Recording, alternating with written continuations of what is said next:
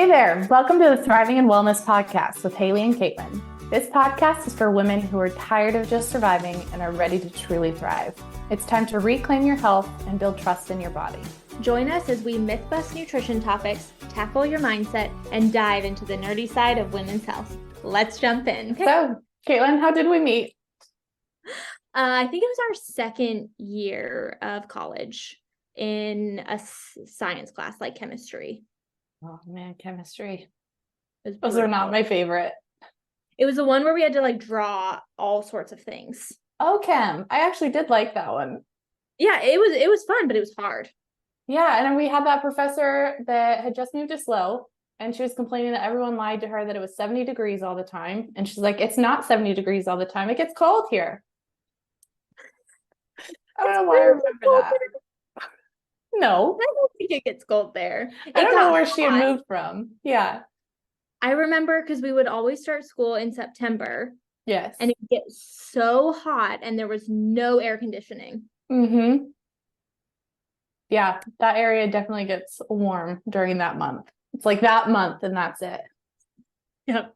But yeah, I think I went into that class though with the mindset of like, oh my gosh, this is going to be the hardest class I ever take. So I committed to like a lot of time working on the homework and everything. And then I ended up really enjoying it. Yeah. Or maybe it's because I met you there. Probably. I'm pretty great.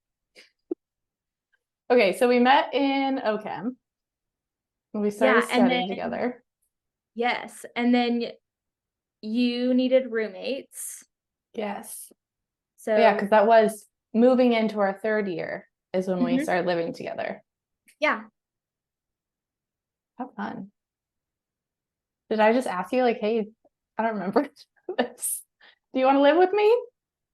Yeah, I don't remember either. But what's so funny is on my like Facebook memories, it just popped up about when me and two other people went and saw you dance in the Nutcracker. I just saw it the other day. I almost sent it to you.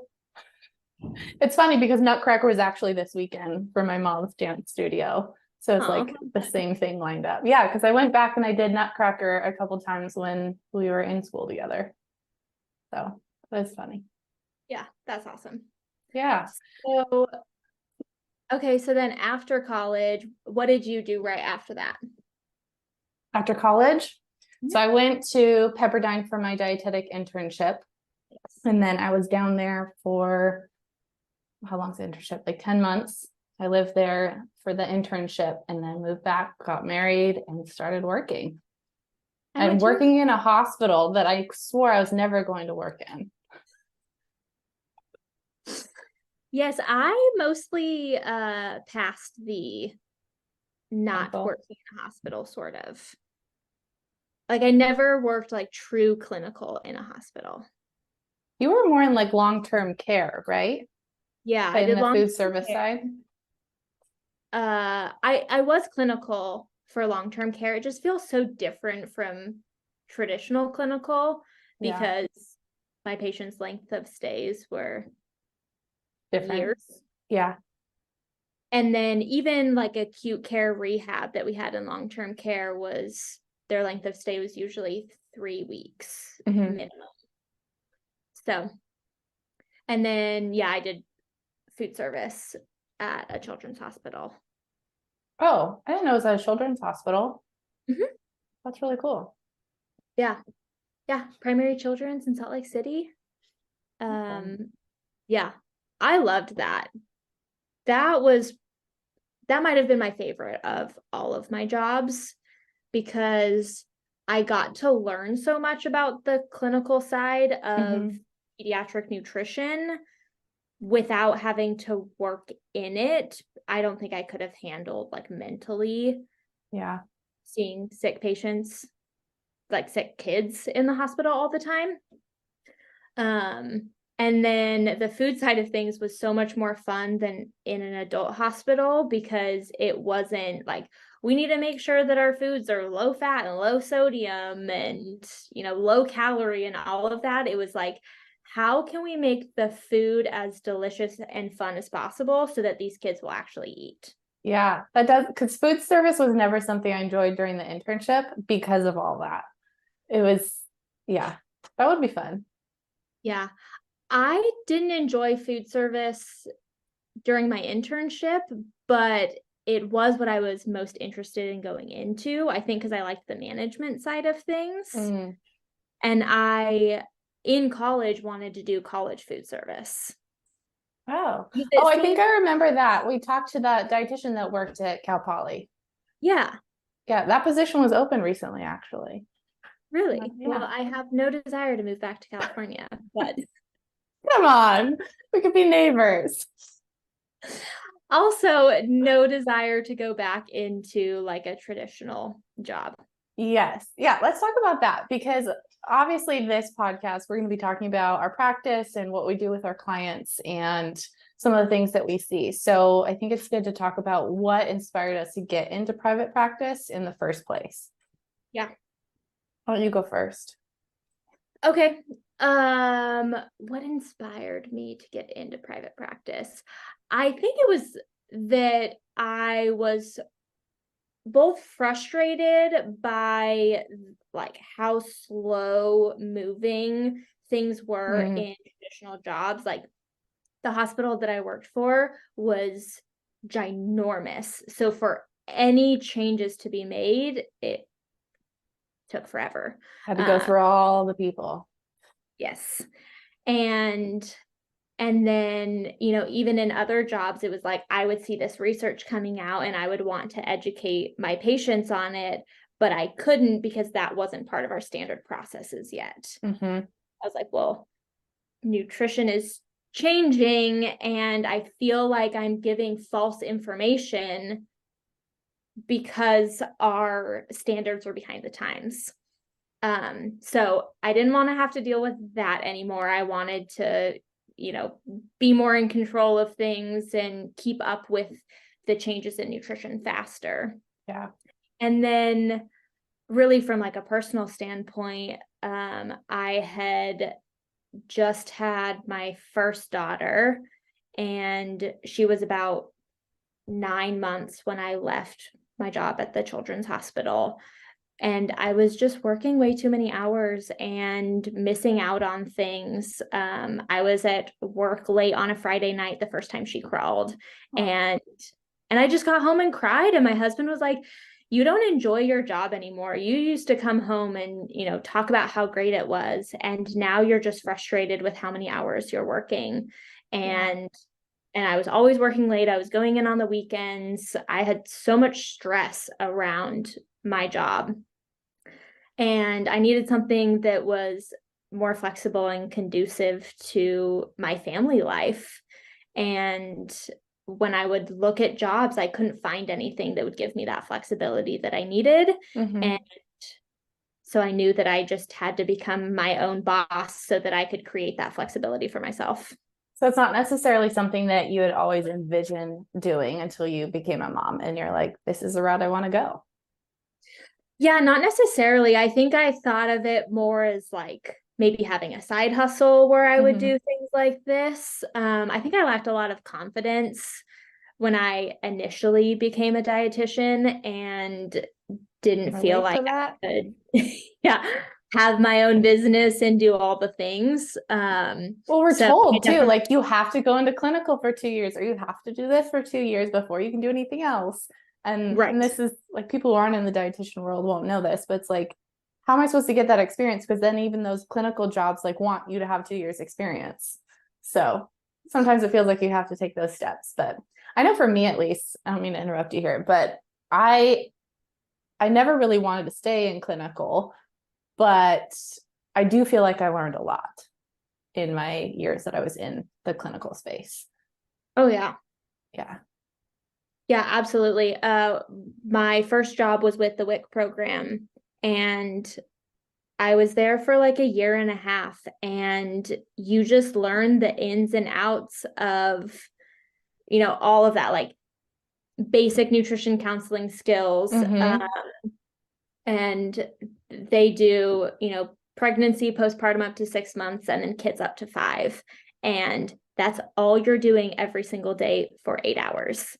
You get And exposed to so many different people and different challenges and like lifestyles. So you learn how you can help people with those and come through on the other side.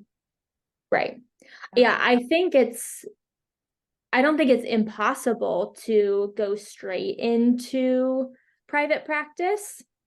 I know there are people that do it, but I'm super grateful for the experience that I had first on that more, counseling clinical side of things. And then I'm super appreciative now that I am a little bit more in like a manager role as I have another dietitian on my team. Super grateful for my management time at the hospital. Yeah. Yeah. I never really got any of that. So I am learning in the business side of things how to do that management, because I was always just but I was in the employee role. I was never in the management role. Yeah. Yeah. What else would you say was your like driver to get into private practice? Yeah, it's funny, when I applied for nutrition at Cal Poly, I didn't even know about a dietitian. I didn't know that I was going to be a dietitian. I didn't know we had to do the internship. I didn't realize that until I think end of second year, someone was talking about it. I was like, wait, what do we have to do?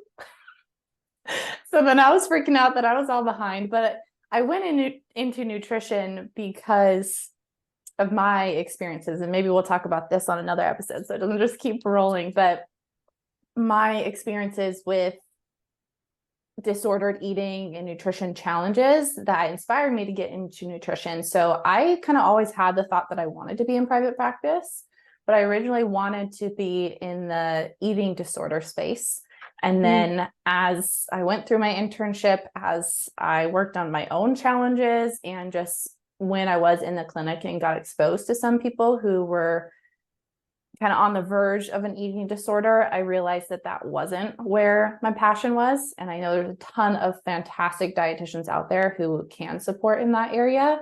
But with all my own experiences, I definitely had my own struggles with hormone challenges and things like that. And again, I'm sure all that will come up more in detail in other episodes. But similar to you, like I was frustrated in the space. Even in school, I was questioning some of what we were learning and trying to do a lot of my own research on the side. And so that was always challenging too, because like I had to say one thing in class to pass my test and things like that. But then I was learning all these other things with the updated research.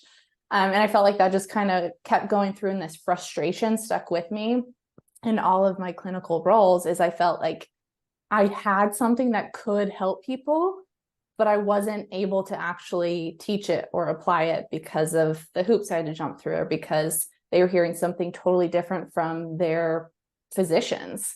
And so I couldn't like butt heads with them. There was a few times I challenged it and kind of pushed the limits a bit, but ultimately I wanted to be in this space where I had that flexibility and ability to share what I was seeing and what I knew could actually help people. Yeah. Especially women in the hormone space. For sure. Yeah. I had a very similar frustration in college when we had to do our senior project. And I went into it, mine was on like breakfast and cognitive function in children.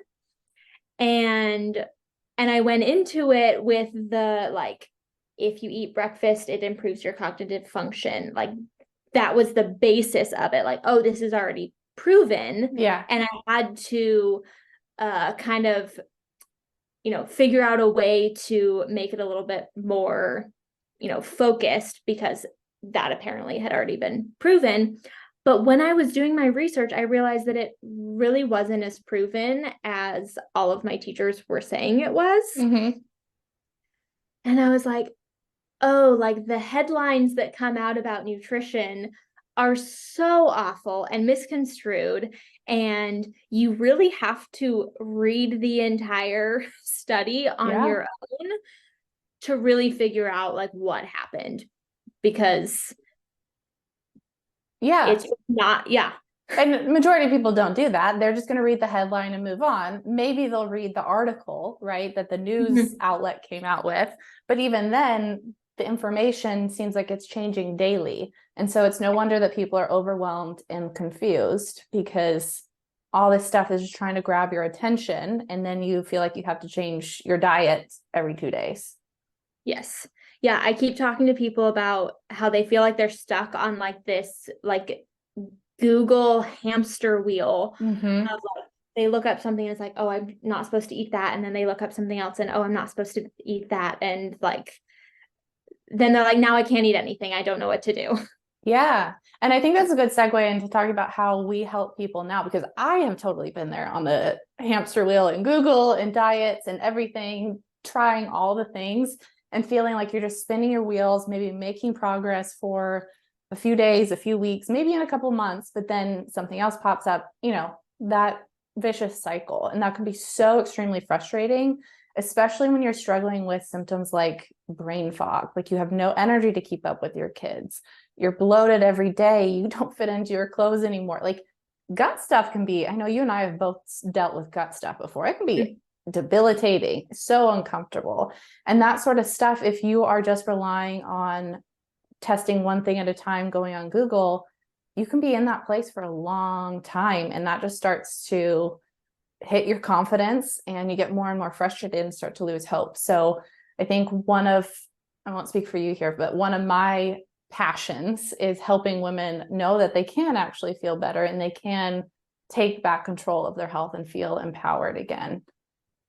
Absolutely. Yeah. I feel like one thing that I always tell people is I want them to feel more confident in their food choices, especially when it comes to like gut health things, because I do a lot of work with that. But even, when people are going down the hormone hamster wheel and feeling like they have to like eat these specific foods and they can't eat any of these foods. And it's like, no, I want you to feel confident in whatever you're choosing to fuel your body. And also not feeling guilty when you choose to eat something that's maybe outside of what we would consider ideal. Yeah. And funny you brought up the senior project, because this is kind of what I was thinking about when you were talking about yours. Mine was, since I wanted to be in the eating disorder space, mine was on eating disorders in dancers. And it was basically, I'd have to go back and read it and know exactly what I concluded, but basically that the dance studios or the dancers who had nutrition education were actually less likely to develop disordered eating or a full-blown eating disorder because they understood how to fuel their body. And I think that's where you and I align a lot too, is making sure people understand, like we definitely address the mindset of it in your relationship with food, but a big part of that is the knowledge and feeling confident on how to fuel your body. Because I think so, at least for me and what I've seen in practice, a lot of times that difficult relationship with food or that dieting hamster wheel stems from a lack of true understanding and just, oh, someone told me this, right? And you don't have that trust in your body anymore. Yes, absolutely. I feel like I talk about this with fruit all the time, in terms of like how fruit affects your blood sugar. And it's like, okay, we don't need to be fearful of eating fruit because it's good for us, but let's also be mindful about how we're eating fruit so that it's not causing a blood sugar spike. 100%. Do you ever get people scared to eat carrots because of too much sugar? Not often. Maybe it's just because I'm working in the diabetes space sometimes that people are like, oh, I've heard carrots are so bad for you. I'm like, why are we demonizing carrots and fruit and potatoes full of nutrients? And we're saying it's okay to eat all this processed keto bread and cereal all day long. Yes, I get the white potatoes all the time. Yes, that's something I used to be scared to eat, but I will stop there because I could vent about that for days. So maybe we'll talk about that in a blood sugar episode. Yes, I'm sure we will have lots of blood sugar episodes. Definitely. I think we both know how important it is. And, it's definitely a conversation that I have with almost everybody every day. Yeah. I think this was a good time to maybe transition into what we really want to focus on in this podcast and what inspired us to start it. Yes. Well, I mean, I think the biggest thing is that you and I will just rant sometimes, or, have a good discussion about Might have had a little hint of that, a little taste of that just now. Just different things that we're going through with our patients or ourselves personally, or shit that we see on the internet. And we'll just chat about that over Voxer. And we both were like, man, this is like really interesting information and could be very valuable to other people, especially people who may not have the time or the finances to be able to meet with us one-on-one. And so to help get that information out there to, busy moms that are trying to be a little bit healthier, feed their families, but don't want to be stuck on that Google hamster wheel. Yeah. And even for the mom who doesn't maybe even need that one-on-one support, just gathering a little bit of information here and there. I know you and I both listen to a ton of podcasts and pull information from all these different sources. And so having something in this space, I think, can be really helpful, because sometimes I feel like I don't have any full disclosure. Sometimes I feel like I don't have anything to teach, like everyone knows everything, but then I get in a discussion with someone like, oh, I actually do have a lot to offer here. So I feel like our conversations, a lot of people could pull something from or recognize like, hey, you're not the only one struggling with this. Even us who knows about nutrition and feels confident in this stuff, there's still challenges that pop up, and this is how we're dealing with it. And so maybe something could be helpful for you. Absolutely. And I think one of the tough things, because we're both on social media, Instagram, is like, I mean, right now, 7-second reels is what's popular. And it's like, how can you get any valuable information out in 7 seconds? That's just not enough. And so it's nice to have a platform where it is a little bit more long form and we can, dive into things a little bit deeper. Yeah, especially with nutrition, there's so much nuance that you can't get that across. Even in a podcast, I feel like some of it's probably still going to be missing, but you have more opportunity to explain it and work through it versus those little snippets on social media. A lot of that gets missed. And I think that's also where so much confusion comes in about nutrition, is because, again, that attention grabbing headline, attention grabbing reel, caption, whatever it is, people are just going to read that and think that is the end all be all, when really there's a lot more to it. Yes, absolutely. And that's where, one-on-one services are just like, they're always going to be necessary because it is so individualized. And I think we'll have to both be very mindful, even when we're talking about things of like, man, these recommendations and things that we, do or start with is not going to work for everybody. And that is probably the hardest thing, I think, for us as providers, but also for the public about nutrition, because one thing is never going to work for everybody. 100%. I always sometimes question why I went into nutrition, because I love math, because there's a concrete answer, whereas nutrition, there is never just like one answer. There's still so much we're learning. Everybody is individual. So yes, I totally agree. Those one-on-one services are key for a lot of people. And it might, even that one-on-one service package looks different for everyone. I know you and I talked about, like, some people we've worked with for years. Other people, they have like 2 appointments and they're good to go. It all depends on what you're struggling with, what your background is, who you are, like what are some of your challenges. And so that's the beauty of that one-on-one work, where we can really, you have that support, the guidance, accountability, the understanding of how, like, what your body actually needs, right? So discussing the fruit topic to your body and specifically diving into that so you can build that confidence. Yep.